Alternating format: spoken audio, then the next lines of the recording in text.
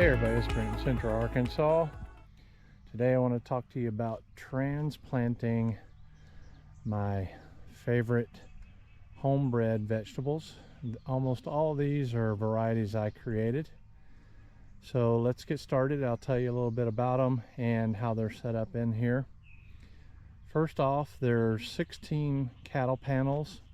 Each cattle panel is a trellis, and each cattle panel has about 10 containers underneath it, sometimes 11, depending on where the drip tape hole was. So some of them have 10, some of them have 11, and let's discuss them in order. We'll start first off back there on the top left side. That'll be 1, and then 2, 3, 4 on the back there, and then 5, 6, 7, 8 on the second row, 9, 10, 11, 12 on the third row, 13 through 16 on the final row here. So let's go over and take a look at the first row. The first 20 containers on 2 cattle panels are right through here, and we're doing both of those at the same time because it's the same thing. This is my melon. I call it Cantaloupe Cream. And Cantaloupe Cream is from here. There's about 21 or 22. That's an okra in between the 2 cattle panels because okra doesn't need to a trellis for support. So I've got an okra there, and 2 other places in between those cattle panels just beyond there. So for a total of 4 plants. But anyway, the melon Cantaloupe Cream continues here down 2 of these cattle panels for about, like I said, 20 containers. Ooh, the rabbit's kind of up and about. That one is. Now he's hiding. So anyway, yeah, I'm gonna let them rabbits stay in there until they get big enough to go off on their own. I saw Mama this morning. I came out about 7 o'clock in the morning, and she hopped off through there. She chewed a hole through the little plastic fence, and she comes in and out. That might be a little bit warm for them there, but it's leaned over, and the sun's is gonna go overhead, and it'll be covered by shade cloth like this is here shortly. So they'll be all right. Anyway, Cantaloupe Cream. The first 2 panels we're talking about here, 1 and 2. That is a cross between a cantaloupe and a canary melon, and it's about the 5th generation, 4th, maybe 5th generation, and it's just absolutely wonderful. It's kind of a very light colored melon of anywhere from 7 to 9 pounds, so it's a big melon, and it is absolutely wonderful. It's got a cantaloupe-like taste to it, but it is so much better, I think. It's very, very creamy. The melon is not, it can't take the abuse of a normal cantaloupe, or especially those commercialized hybrids. It's not made to sit in the store for a long period of time or for a lot of transport. And in fact, when it's most ideally ripe, it'll begin to crack just a little bit, and that's when you want to get it. Plus it falls off the vine, of course, just like cantaloupes, and it is absolutely wonderful. I will make those available probably in 2025 after I get a couple more generations down and solidify it as an open pollinated. The first row, 3rd cattle panel from left to right, is a cultivar I'm developing called Superbear. This is the F2 generation, and it's a cross of my Brandybear parthenocarpic tomato with a disease-resistant variety. I have about 30 of these plants, and it's in the 3rd row, the 3rd cattle panel of 3 rows. So I've got 1 here, 10 more here, and 10 more over here. So all 3 of those, for about 30 pots, are Superbear. And what I'm trying to do is get a very, very tasty and parthenocarpic / seedless fruit that's disease resistant. So those Superbear cultivar is all about. We're still in the first row here, and you come down to the fourth cattle panel. I've got 10 containers of a watermelon I'm developing that has really tiny seeds. I'll put up a picture of the seeds here in comparison. I've done a video on the seed itself and how tiny the seeds are. And when I eat the watermelon, I don't even notice the seeds. I just chomp into it. Essentially for me, it's like it's a seedless watermelon because it's very unnoticeable, the seeds. I mean, if you really chew it, you can get a little bit of a seed, but it is so tiny, the seeds. The thing is, the watermelon itself is about that big. I'd say it's about a pound and a half. It's not that big. And so I've crossed it into a larger icebox watermelon. Tomato on the brain. Always tomatoes on the brain. Anyway, I've crossed it into a bigger ice box, and what I'm hoping to get is about a 6 to 9 pound watermelon that I can continue to select for those very tiny seeds. And the reason is people can save the seed, grow them every year, and they'll just have tiny seeds. There'll be no need to mess with seedless watermelons, because with seedless watermelons, the way it's a diploid triploid cross, it requires a pollinator watermelon to create that, and the difference in the genetics causes it to be seedless. They just don't develop. So that's what this whole row is about here. It's I've got a larger melon. I grew a larger melon with the real tiny watermelons last year, and these should have a cross because I let the bees cross it, and I'll be able to display and check on it as I cut them open and the size of the fruit as they grow. I'm on the far end of the no-weed garden here, looking back at the opening over there, which I was just filming. And we're on the second row now, and this whole row, the first cattle panel, it's got 10 containers. That is a cultivar I'm calling Red Cherrybear. If it has bear at the end of it, like Brandybear and Superbear I just talked about, that means it's parthenocarpic, and that's how I want to identify it, as parthenocarpic and also seedless when it doesn't get fertilized. Now the reason why I use bear, it's not like bear the animal, it's like bear as in bearing fruit, because the productivity is on these parthenocarpic tomatoes is off the charts, because almost all the flowers grow tomatoes.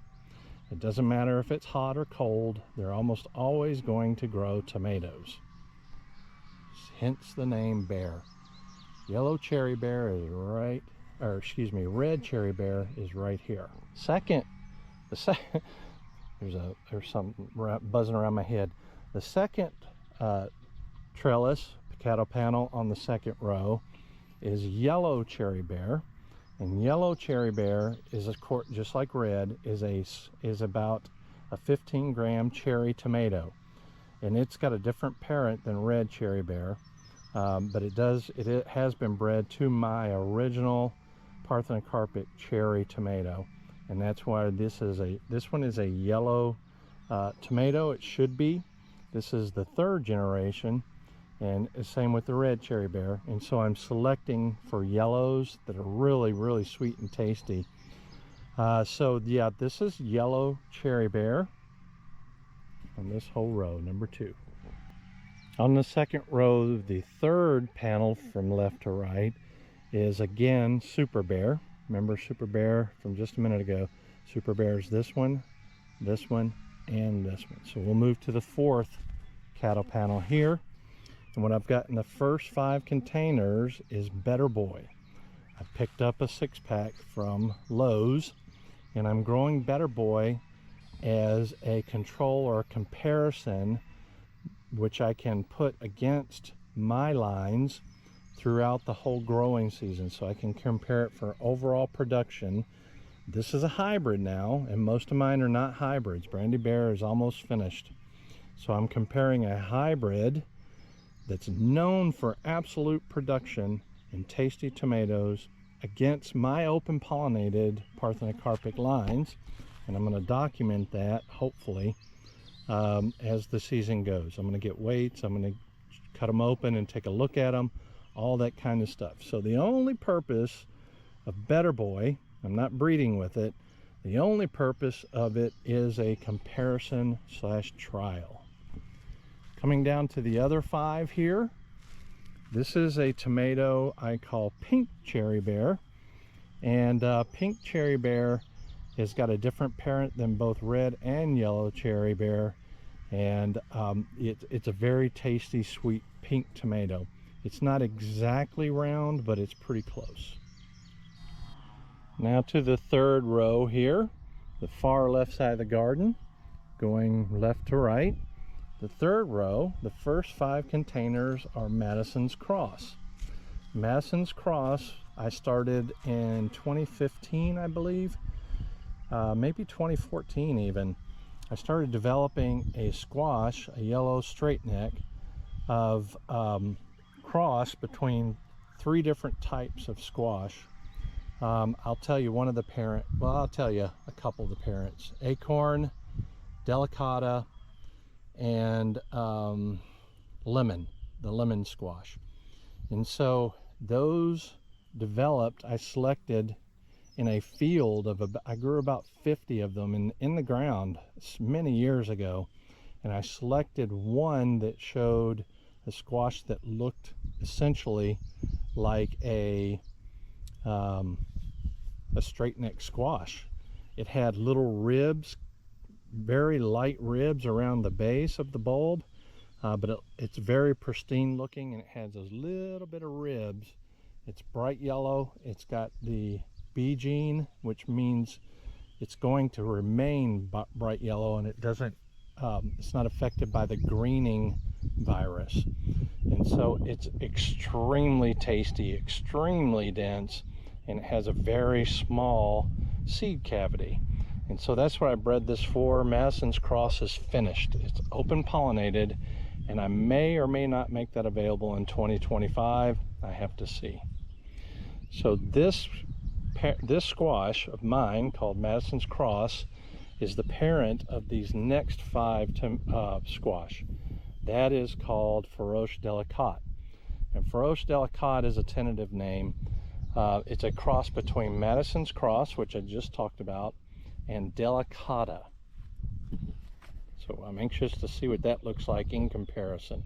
I'm trying to create a Delicata-like squash that's really sweet and tasty, much more sweet than Madison's Cross, but that's very vibrant and pretty, and it has a complete bush habit, not a vining habit like Delicata.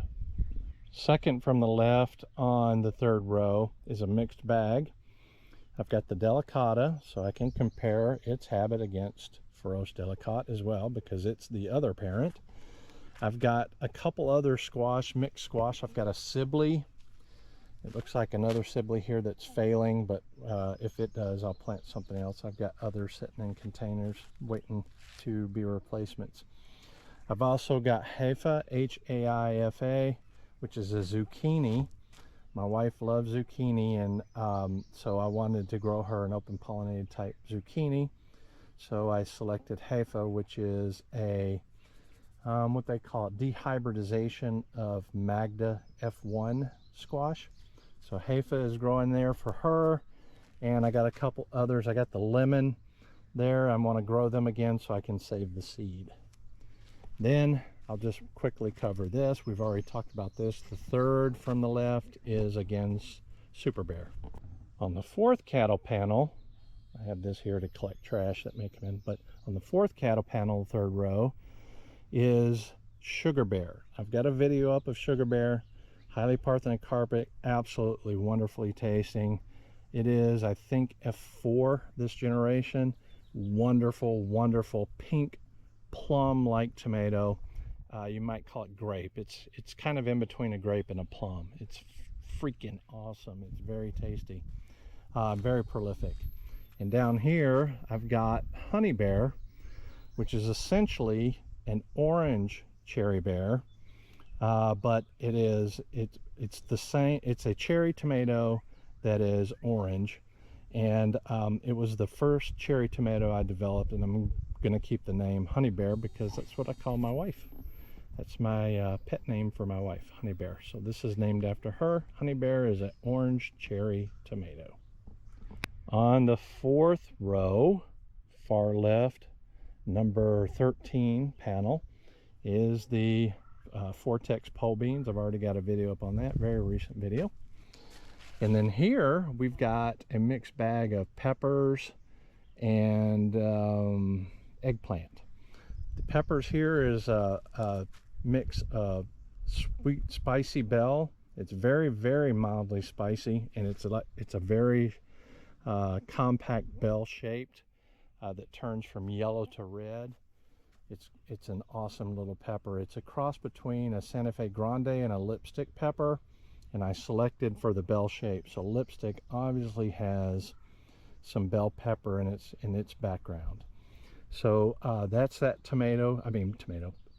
Tomato on the brain. That's that pepper there. I've also got a couple three peppers, three color peppers. It's a Santa Fe Grande type. It was originally crossed with lipstick again, but the three colors has zero heat, and it's really, really sweet. And the difference between it and lipstick is it changes from a yellow, very, very light green, very, very light green / yellowish color in every spectrum of red till it turns completely red. And the red is a very rich candy apple type red. It's wonderful. Next to it is I call it royal purple eggplant, and I think this is the fourth, maybe fifth generations of it as well. It is a cross between Listada de Gandia and a black eggplant called Camo. I think it's CAMO. It may be KAMO. But I crossed those two, and I selected for color and dark skin, dark stems. I love the veins in these, and in contrast to the green leaves. The veins are dark and the leaves are light, so it's very cool. And the fruit is not really, really dark purple / black like Camo. And it's got some of the, if you look really, really close into it in the sunlight, it's got some of the Listada coloration in it, and it's very, very brightish purple. At least they were last generation. Over here I've got a couple. This is Butterball of mine. It's a three-way cross of several different types of butternut, and I've selected one for a ball shape. We'll see how that does. And then I crossed that Butterball with Tahitian melon squash, which is a very long-necked Machada, C. Machada species type of, it's similar to butternut. It's in the same species. So my battery ran out, so I'm not sure where it stopped recording. But anyway, again, this is a I call it royal purple. It's a cross between Listada de Gandia, a Spanish from Spain, eggplant crossed with Camo, C-A-M-O or K-A-M-O, which is a Japanese black eggplant that's very, very tasty. So that's my eggplant, and I can't remember if that's fourth or fifth generation. Kind of doesn't really matter. By that time, it's pretty close. Oh, I already talked about these, didn't I? Yeah, I did. Anyway, I'm repeating myself. Let's go on down to, well, what did I talk about it? Yeah, the Tahitian melon squash was crossed with Butterball, which was a offshoot of a butternut three-way cross that I made. Anyway, so that will be interesting because the Tahitian melon squash is absolutely huge. It has a good sweet taste, but it's a little grainy for me when it's cooked. So I want to get a smoother, much smoother texture and something that's not nearly as huge. And it was just fun to do. Okay, we'll go on to the third cattle panel, which is number 15 and row number 1. Row number 4, excuse me. We went 1 from the back to 4 this way. These two right here are Brandybear crossed with another diseased resistant variety. I only need a couple plants to collect seed from for the F2 generation. And then from here, the rest of the way down is cucumber. Not my breeding at all. We love cucumbers, and I did delve into some parthenocarpic type cucumbers that are self-pollinating, but I just don't have the time to deal with it, so I went ahead and just bought some parthenocarpic cucumbers. They're the only variety out here, so they'll grow whether they're fertilized or not. And most of them are, this should be gynoecious, which means it won't produce any male flowers. So all these will be seedless.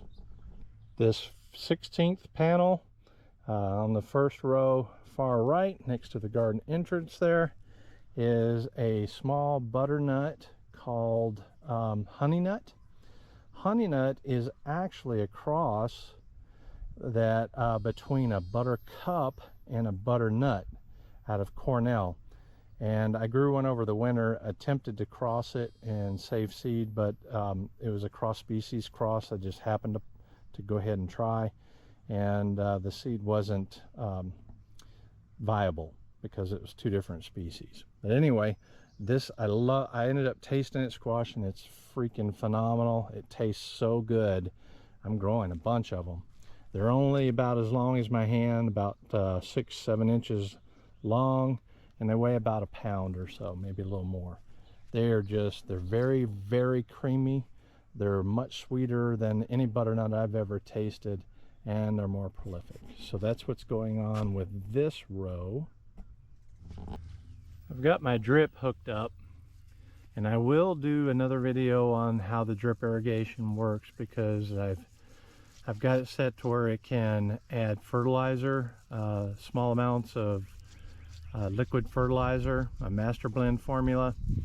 But you can see here that, and I'll do a separate video on that. It's enough material on its own for a separate video. But you can see here that it's dripping. If it doesn't catch here, because the holes can be slanted like this and it could run down the pipe, I put zip ties here to catch it, and it'll either run down the little zip tied tail, or it'll actually run down this little piece of tomato twine and hit right at the bottom like you see it doing here. Well, you can't see it there. Let me see if another one's doing it. Anyway, sometimes it'll catch that little bit of string and go straight down, and that does help with preventing the little drips from making a hole in the mix. But it's not too bad either way.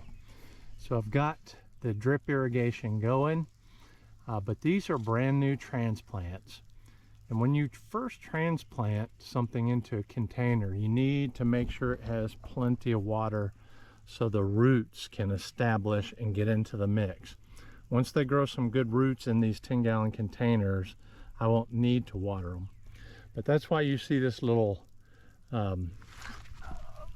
hose here running down the middle of each one. I just take it and I've got the flexible hose here, and all I do is I just take a sprayer on the end here and I add extra water to each one.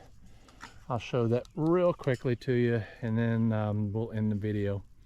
But yeah, it's transplants are a delicate thing. Tomatoes are pretty hardy, but cucurbits like cucumbers and squash and stuff like that, they have a hard time. If they don't get enough water in the beginning, it can really set them back. And so I take every day, I come out here and I add, I hand water them, I guess, if you will. But like I said, once the roots get established, I won't need to do that. Just the drip irrigation will take care of its own. Plus, the pots are newly fresh. With the peat and all that, the mix is not completely moistened. The pole beans back there are, because I've added, I hand water them. You can even tell the difference in color between those over there and this one here. This one's not completely drenched enough. You got some moisture here, but it's not enough. I want to get it nice and wet. And then the timer, like I said, I'll do a separate video on that. The timer, water timer, is every 12 hours. So where the hose comes from the house, it comes up to a Y here. This goes to the drip irrigation, and this goes to the separate watering. I'll take this hose off and bring it back to the house because it won't be in use very much longer. And I'll need to do it for the other no-weed garden, which is also an upcoming video. But I'll take you quickly here, and you can see this particular hose has got another shower or water faucet end here with a shower function, because I use it at the house for lots of different things. But anyway, the flexible hose here allows me to get to all 4 rows, and I'll just show you quickly how it works and make sure it's not hot. I don't want to burn the plants.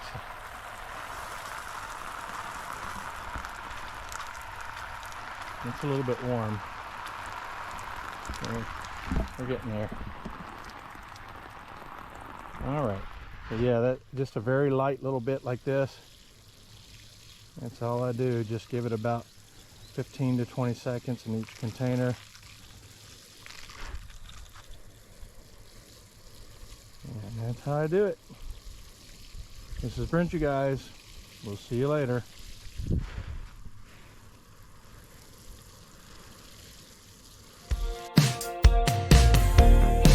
How long do we gotta stay here for people we don't know in one lines? All of the clothes are designed.